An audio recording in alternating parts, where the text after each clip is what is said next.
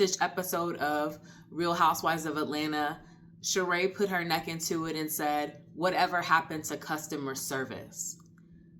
I have been in corporate America for over a decade now, and I think the same thing often, but I just think it's because no one talks about the basic, what feel like common courtesies in a corporate setting. And so I thought it was worthwhile to put people on in reference to what are those common courtesies that set the standard in reference to your personal boundaries, your expectations for others, and also making yourself show up as a professional in a corporate setting. And these tricks and techniques, while they sound like common sense or common courtesy, they are classics that aren't so common anymore. So let's get into it.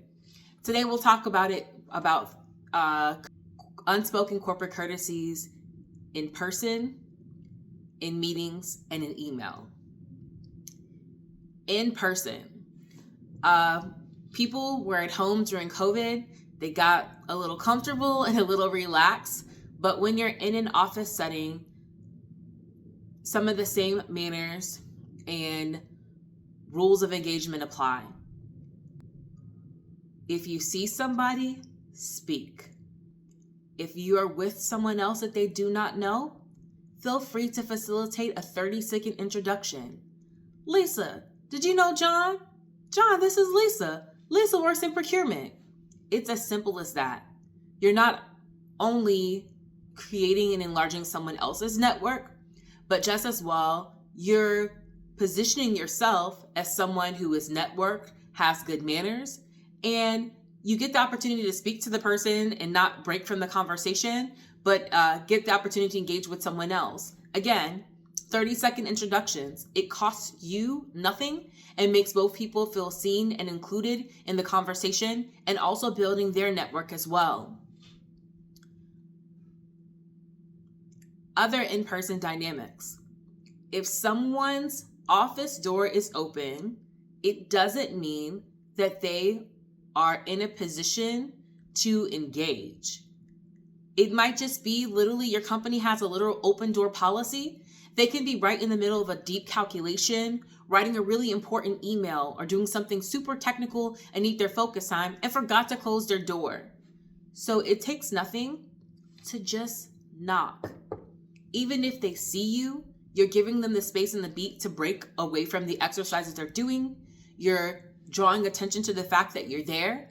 And this is the only thing you need to say. Do you have a minute? Take a beat. Allow them the space to respond.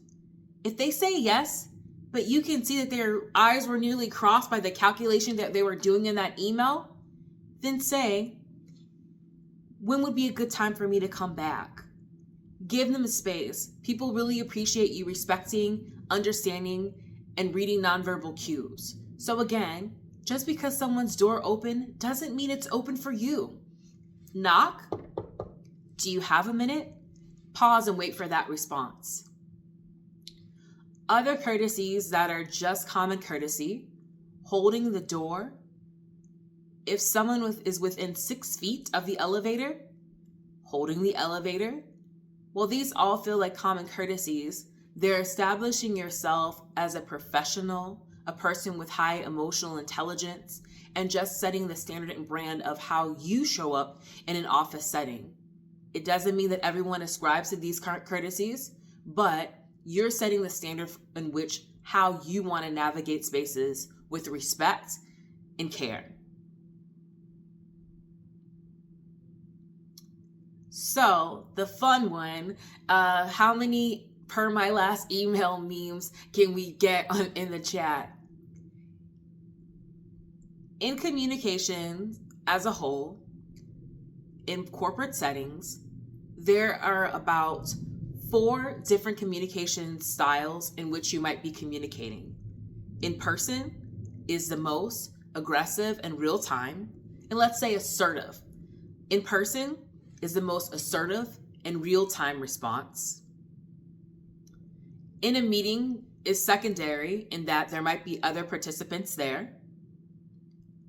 Phone, secondary as well. A person can or cannot answer, or it's not clear whether or not they might be doing another activity.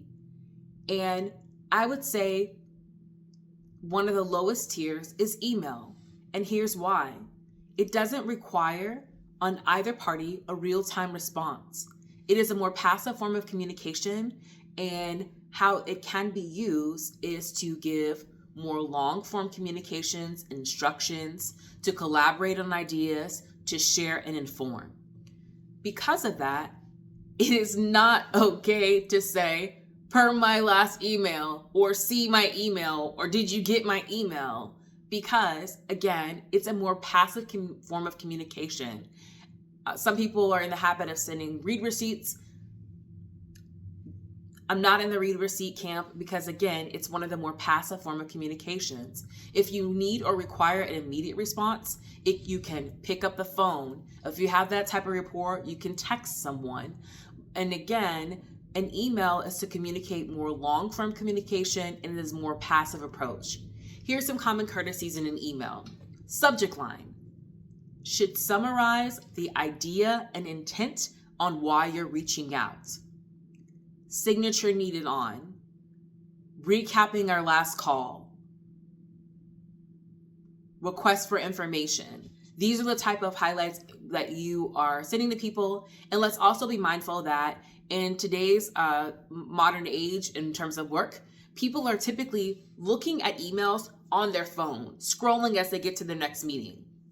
So making sure from a style stance that it is easily legible, using things like bullet points to highlight and classify ideas, keeping it to a certain number of characters if you're just trying to highlight or debrief on some information. And again, starting within the first sentence, calling out what your intent is behind that message. Why are they getting that email? What do they need to do once they receive the email? These are all the things that a recipient should be able to understand based on both the subject line and first line within that email message. In reference to the email, is there anyone else that needs to be privy to that information? Maybe someone needs to just know that it's been sent. You can include them in the BCC or carbon copy line of that. If that information doesn't apply to anyone else, no need to BCC or CC. These types of tactics, you can interpret, it's all open to interpretation in email from time to time. So when someone is in the CC camp, they've been copied in on it, it can seem a little passive aggressive. Why am I on this? Do you want me to micromanage this person? Why does this apply to me? And if you can't answer that when you're sending the email as a messenger, then query yourself, why am I putting them in the BCC? Is this relevant to them? Is there any particular thing they need to action? And what is the value to this person being in the BCC or CC of this message? Again, an email message should be pretty concise. You can attach documents or link to other files if you're using SharePoint or other type of sites, OneDrive, or any type of shared documentation that's appropriate to hyperlink to other things that are longer form. But again, the email itself really should be one screen. If it gets into any more detail, then could it be a meeting where you can collaborate collectively? Should it be linking to a larger document that is a shared file? Again, an email is a more passive form of communication. While you can call on people to action things, people are typically looking from their phones and scrolling as they're heading into their next meeting. So definitely want to make it clear, what is the call to action? What are you trying to communicate in a concise, clear, and direct way? One thing that I love to do lately is that sometimes I have to have pretty terse conversations in email. So I love to do this ChatGPT prompt. I take the email that I'm already about to draft, and before I press send, I pop it into ChatGPT and I use the prompt that says, please help me optimize this email for this audience. ChatGPT will give feedback and say, I think this is what you're trying to say, and help the message sound kind and have more direct type of tonality. Definitely it's worth an edit once I run it through ChatGPT, but I find that it helps with tone so that I can be direct but not terse or short with people. Again, the prompt that I use in ChatGPT is help optimize this email for this audience, or this is the directive that I'm trying to do. Please assist. And oftentimes what ChatGPT will do, it will actually edit the email and provide a new version for me. Again, it's always helpful and in your best interest to take a look at the draft that ChatGPT has done and edit it so it's in your voice and your language and vernacular.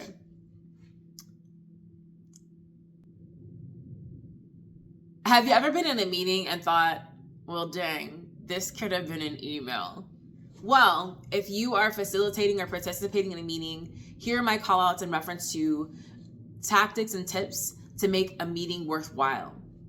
The general purpose of meetings is one of two things: to inform in reference and share information, or to collaborate as a real-time activity.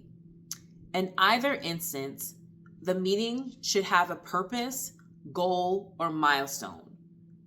The question when you're scheduling or attending a meeting that everyone should be able to solve for is, why are we having this meeting and what are the goals? If you're attending a meeting, you should only have the necessary electronics that allow you to be present. For example, if you're taking notes, are you using a Kindle or a notepad? Saying that to the person you're participating in, hey, I got the notebook, listening along, just taking some notes, if that's okay. If you're using your computer, making that obvious. Don't have any other windows open and turn off your sound. How annoying is it to be in a meeting when you hear bring, bring, bring, as the person's getting alerts and notifications on their phone or computer? Be present. It makes for a more productive meeting, and it can also make for a shorter meeting. If there is any information that you as a participant need to pre-read or be familiar with in terms of content before you head into the meeting, be sure to do that. No one likes, as a meeting facilitator, to walk in the meeting and someone say, what's this about? Attending a meeting and have no idea what it's about, ahead of time before you press accept to attend that particular meeting, it is perfectly acceptable to ask the meeting facilitator or host, is there anything that I need to review or content I need to bring to be prepared for the meeting? It'll help you in terms of saving time and understanding the value of you attending that meeting and being prepared when you walk into it. If you are the host of the meeting, and one of the companies I worked for, I loved it, that they actually had a category called pre-read. And it meant that when you're in a meeting, you're not actually necessarily reviewing the content, but you're taking it from that review into actioning. That meeting was all about collaborating. So if people were about to invite you to a meeting, there was typically some type of content that they were asking you to read ahead, so that when you walk to the meeting, you can get right into the actioning of that particular topic or project. Loved it. And again, the pre-read wasn't anything insane, but it was allowing everyone to come into the meeting prepared to kick off the discussion. Was one of my favorite things. Again, another thing to highlight in reference to if you are the meeting host, a facilitator, being mindful of what are the people who are participating, what are their working hours? Is this right at their lunchtime? Do they pick up their kids from school and this is a 4:30 meeting? Maybe not the ideal time. Being mindful of the schedules of the people you're asking to invite and what's going on through the course of their day. It is not the most productive thing to look at someone's calendar and say, hey, it's that one sliver of time. Why don't I take it? No, the likelihood of that person being late to your meeting because they're racing between meeting to meeting or being present when they're there mentally is not really likely. So you're not going to have a productive meeting. Again, take a beat. When you are requesting time as a person that's scheduling the meeting, looking at all the participants' calendars and being mindful and being able to answer this query. Will this be the most productive use of their time based on their overall calendar or schedule for that day, and maybe even the adjacent days? Were they traveling the day before? Are they in a conference that whole week and this is the one sliver of time? Is everyone remote that day? What are some of the dynamics that are not going to be conducive to having a good meeting? So you have the meeting. It's a solid meeting. You followed some of the tips and tricks that I provided. Afterwards, sending over easy summary, snapshotting what are the calls to action based on the meeting, who is assigned or delegated what work, what will the next meeting look like, and what are the expectations based on what you outline in the meeting. An easy debrief. And here's the thing. There are all types of technology that mean you don't have to do this work. One of the fun tools that I've been using lately is MetaView. You can actually invite MetaView to the meeting, particularly on like a Teams call, and they're an active participant. So what ends up happening is MetaView is your AI note taker, and following that meeting, it literally is a transcript of the entire call. So how I've used it previously is we all attended a Teams meeting, and following, I had that AI note taker taking notes. Following that call, I was able to send out a transcript of the call, and part of one of my scripts as a meeting facilitator was I recapped at the end of the call what the calls were, the actions, and what the expectations were. And for all of the participants, when I sent out that recap from my AI note taker, it was literally within the script saying, hey, here are the expectations. Here's what the next steps will look like. And what I did was I invited all the other participants to weigh in and say, did I miss anything? Is there anything else you'd like me to capture? Did the notes or the transcriber miss anything? And again, it's making the most of meetings. While we had a pretty lively and productive conversation, what is next? What are the action items? What are the milestones? And is that clearly captured? That is the purpose of the meeting, to action or inform something and to walk away with clarity around that. Again, if you're not able to accomplish these things in a meeting, could there have been an email? Well, these all seem like straightforward and common sense or common courtesy types of tips and tricks. Not everyone is hip to them, so I think it's important that we remember that common sense isn't so common. And with a lot of people returning to office following COVID, there's a new type of professional landscape that we're all trying to navigate. Be kind, be gracious to each other, and just operate on the golden rule principle. Treat others as you would want to be treated. Friends that you think that I should have included or would like to hear in the next video, please comment below. Like,